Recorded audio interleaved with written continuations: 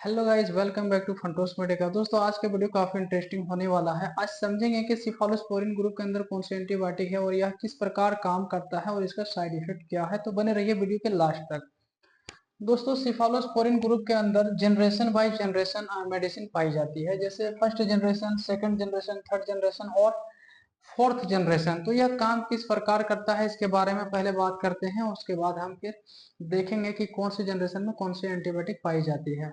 इसका काम करने का जो तरीका है, यह ब्रॉड स्पेक्ट्रम के साथ साथ बैक्टीरिसाइडल होता है। मतलब बैक्टीरिया को, विभिन्न प्रकार के बैक्टीरिया को किल करता है और डायरेक्ट किल करता है। खास करके जो बैक्टीरिया का सेल वॉल होता है, कोशिका भित्ति, ये उसको नष्ट करता है और उसको नष्ट करके बैक्टीरिया को खत्म करता है। अब बात करते हैं कि फर्स्ट जनरेशन में सिफालेक्सिन है एंटीबायोटिक। सिफालेक्सिन बहुत बड़ी एंटीबायोटिक है जो आज भी यूज होता है। एंड हमारा दूसरा है सिफाड्रॉक्सिल।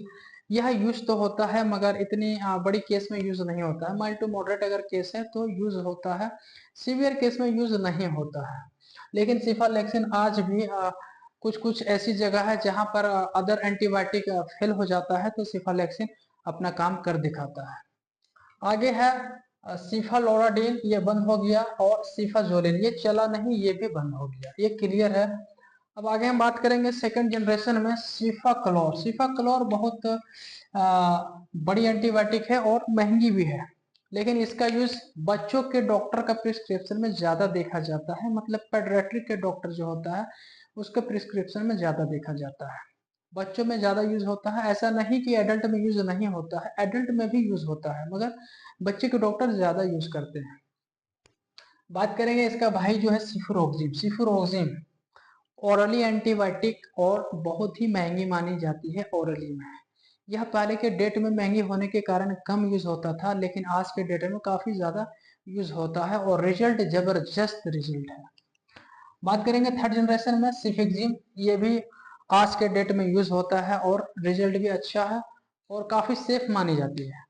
ऐसे तो सिफालोस्पोरिन ग्रुप की सभी मेडिसिन सेफ है, लेकिन सिफिक्जिम इतनी सेफ है कि अगर कोई डॉक्टर प्रेग्नेंट लेडी को एंटीबायोटिक सजेस्ट करता है तो फर्स्ट चॉइस होता है सिफिक्जिम। आगे है सिफोडॉक्सिम। सिफोडॉक्सिम भी आज के डेट में यूज होता है और अच्छा रिजल्ट देता है। फिर है सेफडिनिर और सिफोटैक्सिम, फिर सेफ्ट्रियाजोन और सिफोपेराजोन। दोस्तों, ये तीन antibiotic only for injection form में ही मिलता है, पाउडर फॉर्म में आता है, साथ में स्टेराइल वाटर रहता है, डाइल्यूट करके लगाया जाता है पेशेंट को और डॉक्टर के सुपरविजन में। अब बात कर लेते हैं फोर्थ जनरेशन में, तो सेफ्टीबुटेन है और सेफ्टिरोम है। Side effect of cephalosporin: hyper sensitivity and allergy. Cephalosporin 11% आदमी को बर्दाश्त नहीं होता है। 100 में से 11% इंसान को सिफालोस्पोरिन बर्दाश्त नहीं होता है।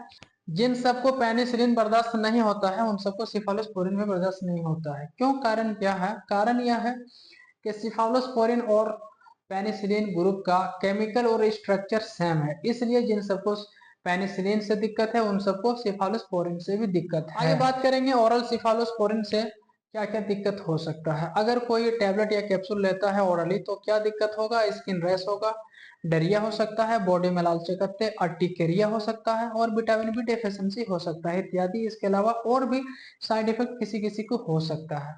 अब बात करते हैं कि इंजेक्शन सिफालोस्पोरिन से क्या क्या दिक्कत हो सकता है। दोस्तों, इंजेक्शन सिफालोस्पोरिन से जानलेवा एनाफाइलेक्टिक रिएक्शन हो सकता है, इसलिए हर इंजेक्शन देने से पहले एएसटी टेस्ट करना जरूरी है।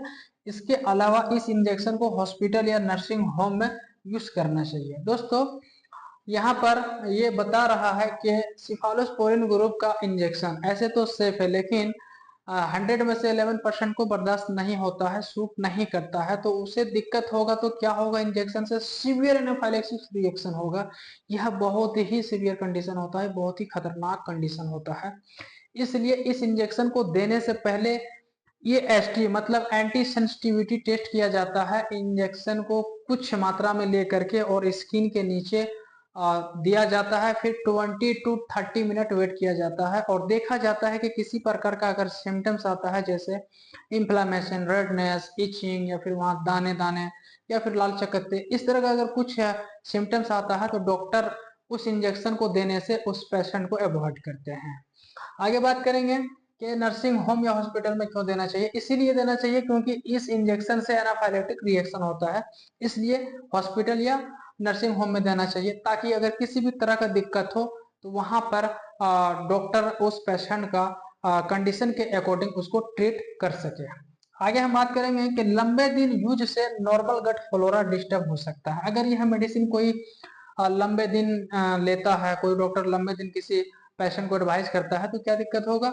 जो स्टमक के अंदर गट फ्लोरा होता है उसमें डिस्टर्ब हो सकता है और स्टमक टाइट हो सकता है गैस एसिडिटी के कारण, इसलिए उसके साथ प्रोबायोटिक भी दिया जाता है। दोस्तों यह वीडियो जो प्रैक्टिस करते हैं या फिर मेडिकल फील्ड से नॉलेज रखना चाहते हैं उनके लिए है। कोई भी सेल्फ मेडिकेशन ना करें और कोई भी प्रैक्टिशनर या प्रैक्टिस कर रहे रूरल एरियाज में वो इस इंजेक्शन को किसी भी पेशेंट को लगाने से अवॉइड करें और डॉक्टर के सुपरविजन में ही लगाया जाता है। यह इंजेक्शन जितनी सेफ है उतनी खतरनाक भी है। दोस्तों सिफालेक्सिल के बारे में हम नेक्स्ट वीडियो में डिटेल्स में एक्सप्लेन करेंगे कि इसका यूजेस क्या है और इसका पॉपुलर ब्रांड मार्केट में क्या है और इसका एमआरपी क्या है।